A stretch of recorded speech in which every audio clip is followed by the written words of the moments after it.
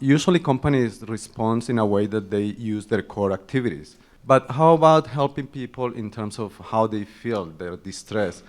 The impact is not that I lost the power, but I haven't slept, I haven't eaten because there is no power to cook, I haven't seen my favorite program, so I'm totally in distress. So, and I know that's not your core activity, but do you have some partnerships to help in that human side and show that you are helping beyond what you can? Yeah, that's a really great question. We partner with a lot of community agencies, for example. One that comes right to mind is the Distress Center. And one of the things that we did, and Aspen Family Network as well, but the Distress Center in particular, following these crises, particularly the flood, they saw a huge increase in the need for their services.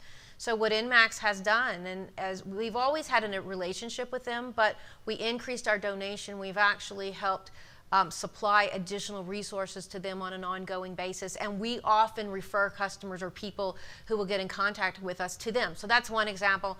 Some of the other things, you saw some of the slides of us going into the community. We put an army of volunteers out in some of the hardest hit areas in Calgary and also High River. At the same time, we were trying to respond. Now, you know, I appreciate last year a lot of people didn't get their turkey dinner. We talked a lot about how do we make that up to them, but we tried.